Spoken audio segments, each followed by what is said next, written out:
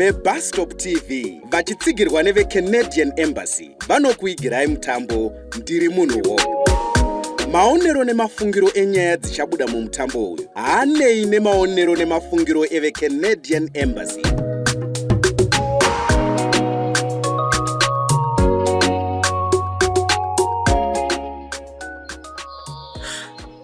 Machikudini sister Diana? Nyai. Yazuya nepamwe manje. Mati starara Lilian ritoripowo pavanhu vari kunzi vakwikidze pachigaro cheukansela ichi. Aiwaka, hazviiti kuti titaure nyaya yakakosha kudai timire pano panze. Sezvinonzi tose tiri vaenzi pano. Nyaya iri apa ndeyekuti ndiri kungoda kungokurumaiwo nzeve. Kana mukazitawo makuwa, ini ndokurambira iri. Zvakanaka. Chipindai pine moto nichigare. Pindai.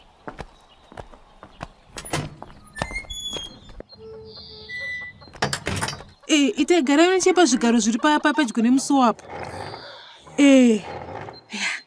Ndopatigere pano Lilian naJethro. Tiri vanhu vanongosungokuonana kunzvimbo dzakasiyana-siyana kumaofisi zekanso uku. Sunungukai. Sunungukai zvenyu pano ndepenyu. Regai ndiri ndikugadzirira chikafu.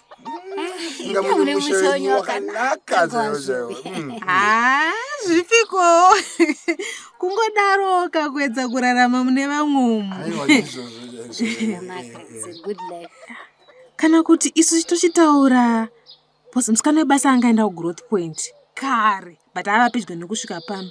Saka isusu tikataura iwo zosvika utanga uchigadzira chikafu zvinenge ndo zvinoitaka. Aiwa ose machena sister Diana. Anditi. Inini hana yangu yarova pandakunzwa muchitaura kuti zita rangu riripo. Apa makamuchidza kuti chii chaizvo? Hamenowo kuti Jethro wazvibata here kana kuti pazvataurwa panze apa? Inini kana neni zvatondinzvengawo ini. Tijekeserewo amai. Ndanga ndichireva kuti mazita enyu mose muri vaviri akakandwa muhete chinangwa chekuti mose mukukwidze panzvimbo chakansela. Vanhu vanenge vari kukufarirai chaizvo mose zvenyu. Muchireva kuti madhuwe namahembe havachakwikwidzwe here? Vanokwikwidza. Zvikureva kuti imimi munenge makukwikwidzwa navo zvakare. Apa muchireva kuti inini ndinenge ndakukwikwidzana namahembe, Lilian achikwikwidzana namadhuwe. Asi kukutaurirai chokwadi amai, pakati pangu naJethro uyu hapana ari kuda kupinda mukwikwidzo ishi. Vanhu vakatisarudza ava vaifanira kutanga vagara pasi nesu vonzwa pfungwa dzedu, kwete kuita zvekufungira sezvavakatiitira izvi. Ndizvo zvido zvevanhuka vakasarudza mazita enyu. Amenowo kuti vanozovhota vacho vachawirirana nazvo here panguva yavanenge vachivhota. Asi inini zvangu ndakazvifarira chaizvo mufunge zvenyu. Asi semataurirwa zvaigaroitwa, handiti zvainzi vanhukadzi vanofanira kuwana zvigaro zvepamusoro pose pose here zviya? Nemika vechidiki naLilian. Kwandiri zvekuramba kujeka ini. Uri kurasika papi futi? Handitoda kutovhunzawo kakumubvunzo iwoyo. Wabvunza zvakanaka iwe. Handina kurasika asi ndiri kutadza kunzwisisa. naLilian. Ndiko kakurasika kwacho kauko. Alright, regai ndibvire kure nenyaya. Takamirira, taura hako wakadekara. Kana madhuwe ari kukwikwidzana namahembe, zvinoreva kuti vanhurume nevanhukadzi vari kukwikwidzana ndizvo zvoka? Hongu. Ndizvo. Zvichitaura kuti kuhwina kwamadhuwe inenge iri budiriro yevanhukadzi vose. Eka, exactly. Kusiiniwo munhukadzi ndava kuonekwa ndichikwikwidzana nemumwe munhukadzi. Mirai ndipedze please, ndinozovhiringika. Taura upedze. Asi kana mati handikwikwidzani namadhuwe, iwe wakamira vechidikika. Muchireva here kuti handisi kuzokwikwidzana naJethro wechidiki seni apa? Ndapabata paari kutaura Lilian manje. Pabate zvakanaka. Chigaro ichi chimwe chete pari zvino.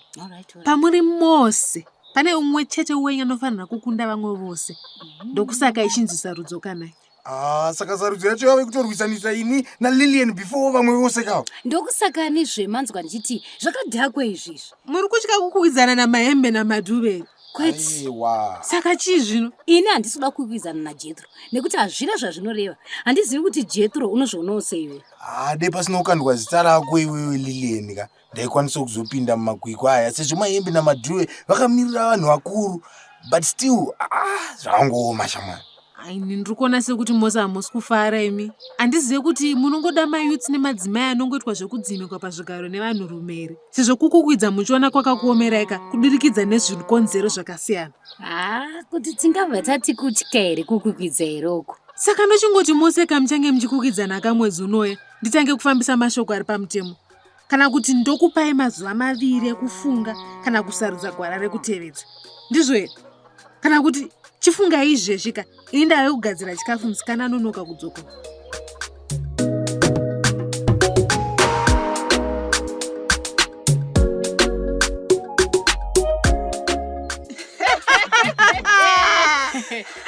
Manje iwe weka madhuri. Haubofi wakapapinda. Zvako zvekufamba uchiudza vanhu kuti ndichaita pati kana results abuda ndinenge ndawina next week. Forget about it. Because wakandirasisa inini munhu ari close newe. Saka dai pasinoti wakanditamba rafka. Waipapinda, but manje chitokanganwa zvako. Keresiaka, regera kusunyira munhu uchidarasikana. Madhube uyu mumwe wedu fungako. Zvino manje achadya izvo gore rino. Saka wabva wasarudza kuti mahembe munhurume apindeka. Pane kuti ini munhukadzi sewe ndipinde. Chaizvo, ndakashandisa kodzero dzangu. Handiti iwe waida kuonererwa too much. Zvino manje ndakakupa size yako. Ndakanyatsovhotera murume wako iye akakuona une chikomba. Ende mendu uya gero haana kana kuisa X pane yako akaisa pana mahembe mubvunzo. Rega kudandirevera nhema zvako Keresira kuzvinzwa. Ini handida kuisa X pana mahembe ndikutaurira. Saka wakaisa panani? Wakunyara madhuva ari panapa. Ingwa ndiri tega wani wakataura kuti uri kuisa pana mahembe wani. Kwangu kuda kukufadza zvangu kuye. Inini ndingaisa X yangu pana mahembe kuti ndave kurasikirwa nepfungwa hereni. Da. Saka una kuvhota katibvire paiwe. Ndakaisa X wangu pana Lilian inini. Imi. Handina kana basa nezvemavhoti zvenyu imi. Chandinongoziva ndechekuti vanhu vakadzika tinofarira kuitirana majairosi nepasina kufanira. Aiwa, unotaizvo kuvhotera ndiani munhu anoteverana nemurume waakarambana naye kumabva wachirwisana naye. Handiti kubvisa vanhukadzi chimira newe mendi, ndikunyepa. Manje uri muri mashamari. Nekuti vakadzi vazhinji vakatondirumbidza nekukwanisa kurura kodzero dzevana vangu kuti vaone mari yekuenda kuchikoro. Shamari payeka ndakarakidza ushingi unofarwa nemunhukadzi wese ane brain. Kwete zvako zvekuti waingoswera uchemera mabuilding ekanzuru kuti maite mashabhini. Manje haupapinde, uchadya izvo zvaupapinde. Hezvo. Ko muchiri kungonesana chiko naye misi akatovhota kare zvikapera. Tatongomirira maresults chete isu. Ini pandikangoona kuti shamwari dzangu dzine majerasi neni. Nepandikaona kuti vakadzi vazhinji nevaiye chidika hapana akanyoresa kuvhota. Ndakapinda door to door. Ndikavakumbira kuti vaende vanorejista kuvhota, vozovhotera chero wavada. Dai zvawakachivakumbira kuti vagokuvhotera kanai. Kweiwe Keresiya, zvaunozviona semunhu akachangamuka uye munhu akadzidza kupinda isu vamwe. Wakadi kupinda pasarudzo iyi pachako? Wakadi kupinda takasangana mudariro? Haiwa, zvemakanselas izvo ndezvenyimimi mune masmall dreams. Isusu vamwe tine mabigger dreams. Tinofunga pakukwidza pazvigaro zvihombe zvema-MP. Dzimwe nguva ndinokwanisa kuita a minister or a deputy zvichienderana mberi. Kusengera godo. Tisiye zvedu izvi. Nai.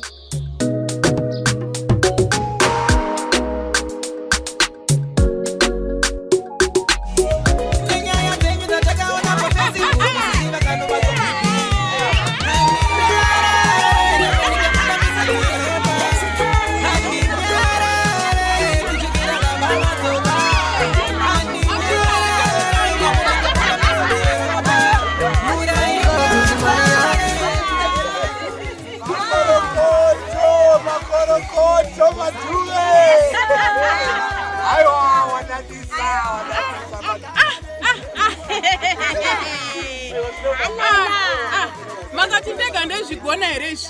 Ndinototendeka iwe Jetu naLilian makasarudza kubuda mumakwikwi last moment. Dai makaramba muri maka mumwe wenyu ane chigaro ipapa apada.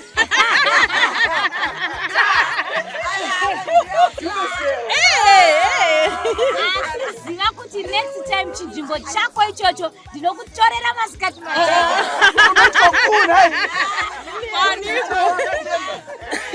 hazvina kumboipa izvi. Hazvina kana kushata. Pari zvinoka toda kuti tinofanira kuramba tichingochinjana pachidzimai pakati pedu, madzimai nemayuthi, madzimai nemayuthi.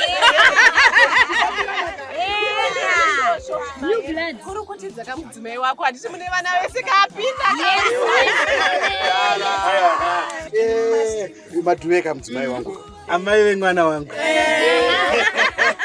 Amai tu. Aiwa makorokoto madhuwe. Unoziva amadhuwe. Amai vevana vangu. Ndinenge nechikumbiro 1 chate mudzimu. Amai vevana vangu. Ndinokumbira kuti iwe mudzimai wangu amai vevana vangu ugone basa rako handiti usiye zvecorruption. Ndinokumbira kuti mweya wecorruption ugare wautuka usatombofa wakasvika padhuze newe handiti ndava yekuti mai vevana vangu ukatadza kuita izvi warasisa munhukadzi. Warasisa munhukadzi nemayouth akakutrusta kuti uite counselor for the first time mudunhu munomu. Warasisa. Madhuwe uye.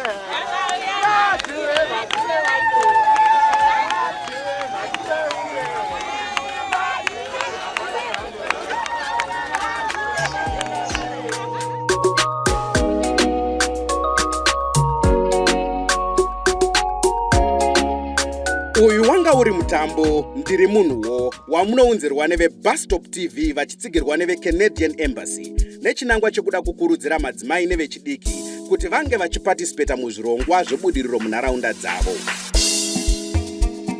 Kana uchida kuziva zvizere nezvemutambo uyu, tumira WhatsApp message panhamba dzinoti 0712 106 428 0712 106 428 kana paFacebook, Twitter, Instagram, Bustop TV pages.